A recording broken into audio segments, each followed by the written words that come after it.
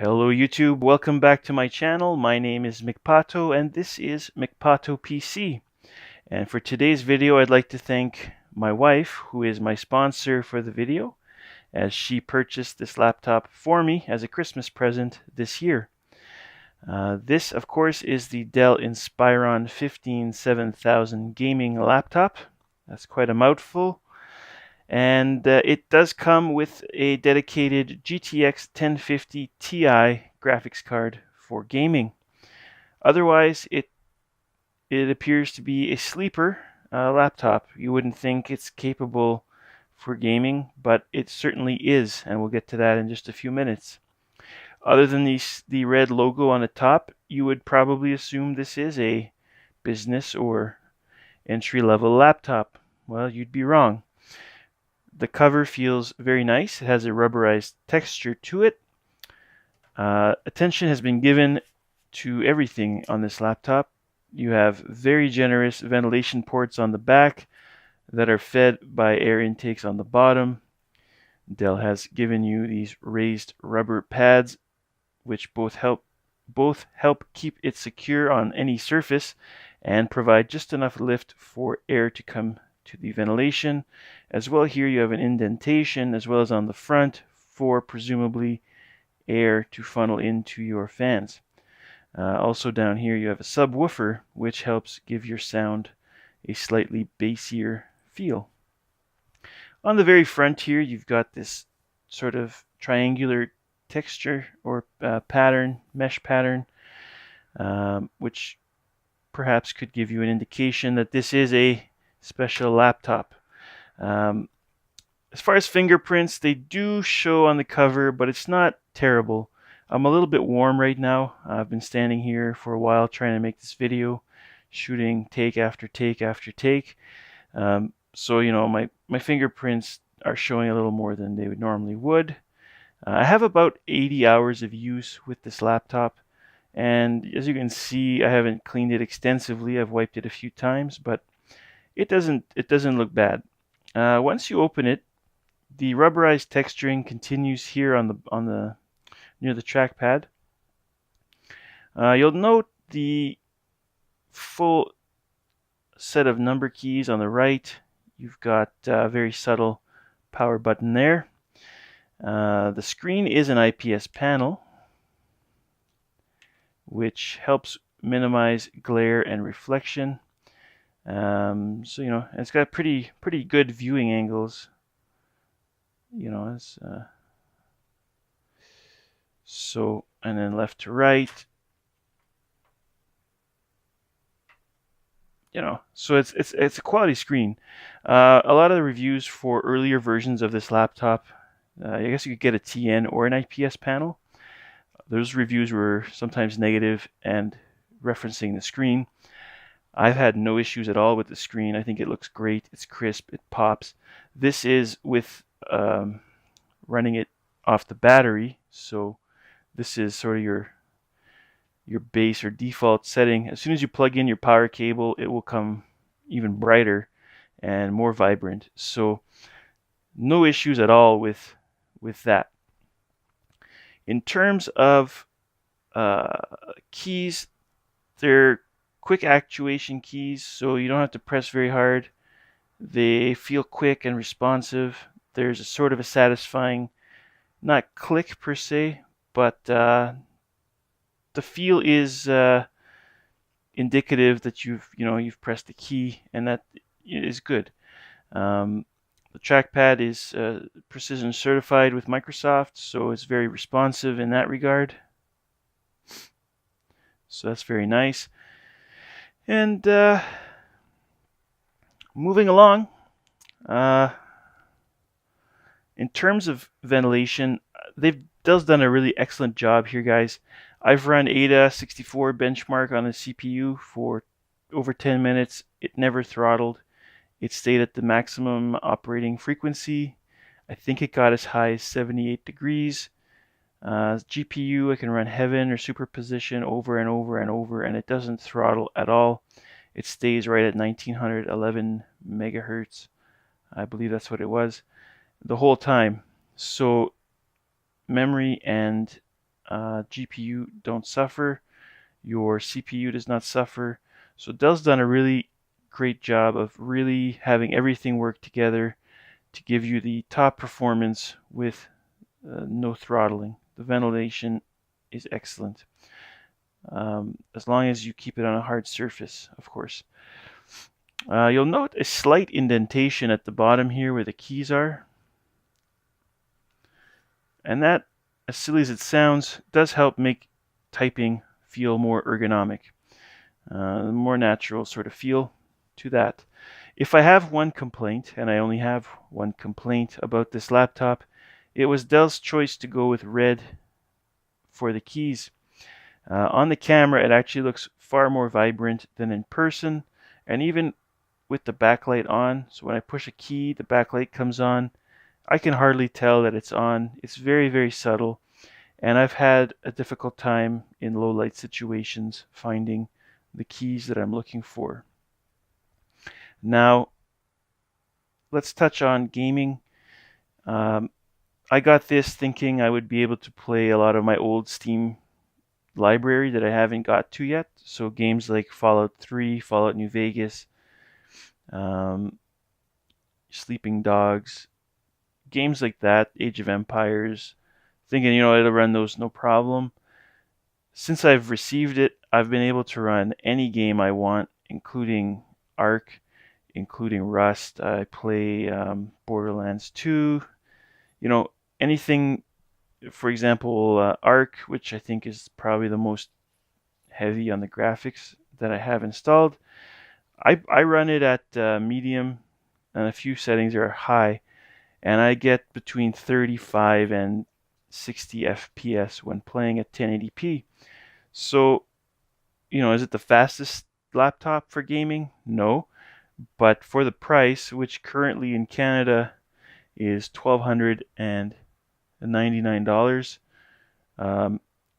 for the price, I think a GTX 1050 Ti 4 GB will power through, I would say, any game that's out today at, worst case medium settings. You'll get playable 40 FPS and up. So no issues at all. I was playing Dragon Age Origins, and I noted there was a lot of screen tearing. All I did to fix that was enable VSync, and it was perfectly fine, perfectly playable, no problem. So keep that in mind. If you do have any kind of tearing, there is no G-Sync on this, there is no FreeSync, but VSync, from my experience, works really well on this laptop and eliminates all tearing issues. In terms of sound quality, the sound is good. It does have that subwoofer to give it a little extra oomph, but it's not spectacular, but it's very good. If you do want something better, you could always get something like this Soundcore 2 from Anker. I'm not sponsored in any way. I'm just promoting a product that I think is good. But any Bluetooth speaker, for example, or you could even buy plug-in speakers, would definitely remedy that issue. It does have Bluetooth 4.2, which allows up to 2 devices simultaneously. So if you had 2 headphones watching Netflix, 2 people could listen, and you can adjust volume independent, I believe, on each set of headphones. There's a 720p HD wide-angle camera for the webcam. So a little disappointing that it's only 720p, but it gets the job done, and it is high definition, so no real complaints there. Moving along, and the hinge here, guys, easy to open with one hand. The laptop is, of course, not moving because of those rubber feet, but not flimsy, not floppy at all. It feels really solid, and I remember reading something about it can be opened tens of thousands of times, and you shouldn't experience any performance degradation with the hinge system. Underneath here, and I will open this so you guys can see, another thing that Dell has done really well is implementing this system for access to your important components. So really all you do is you remove one screw, and then using a small tool like this pry tool, for example, you pop it up. And I'll do that right now. I'll just pause the video and you guys will see with it open. Okay, so we've got the cover removed. And what can you access? Well, you've got your fans here. So if you ever needed to blow those out to clean the dust, there are your fans. Here's your RAM. Comes with 8 gigabytes pre-installed. It supports up to 32, and there's 2 slots. So if you wanted 32, you'd have to get rid of that one and get 2 16 gigabyte modules, or you could add one more 8 gigabyte module to give you obviously 16. You've got your battery here, which is replaceable from what I can see. You've got your subwoofer down here. Here's your SATA SSD, and here is your spot for a hard drive should you want to add one, or you could buy it with one installed. But if you buy it without one and you have the SSD, Dell provides the brackets. You just take those out. You need 4 screws that they don't provide, and then you can install your own hard drive. In my case, I'm using a 5200 RPM, and it was in a PS4 previously. I did a video on formatting that for use in a laptop or PC, if you guys want to check that out.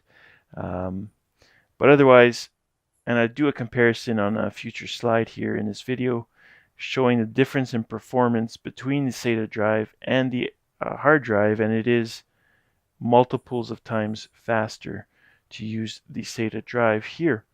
So I think that's good for the inside of the laptop. Let's get into some benchmarks and slides, and then I'll give you guys my overall impression. Actually, just before we dive into the slides, I'm going to do a quick overview of what you have on the sides of your laptop.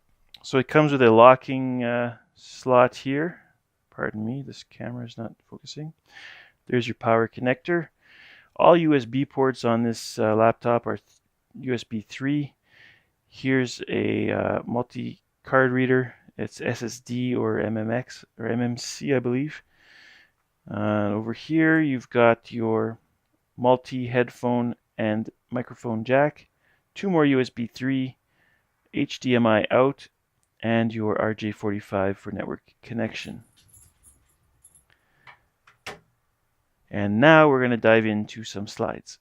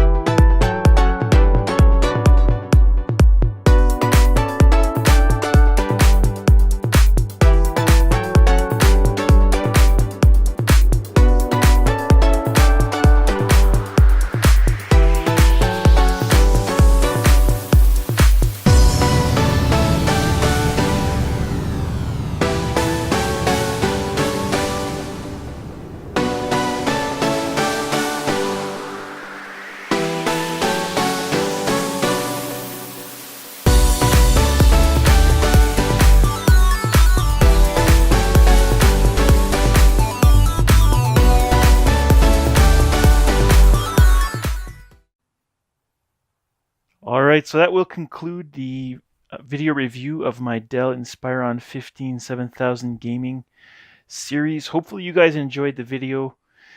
And just in closing, I've never owned a Dell product before. I thought, they'd probably be about average, comparable to, and this is not to, put down these other companies, similar to a Lenovo or an Acer or maybe an entry-level gaming MSI or Asus laptop.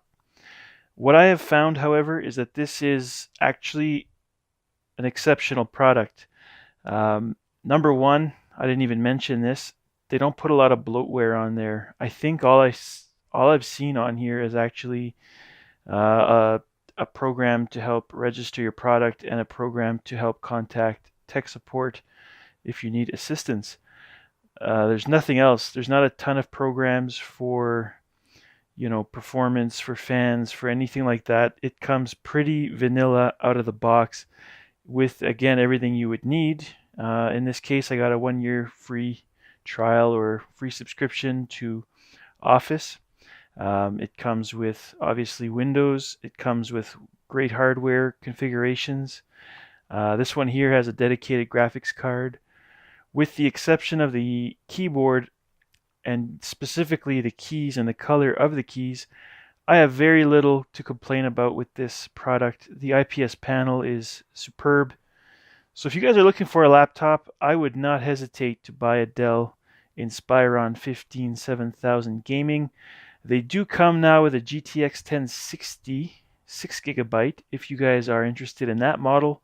I believe it's about $200 more than this one.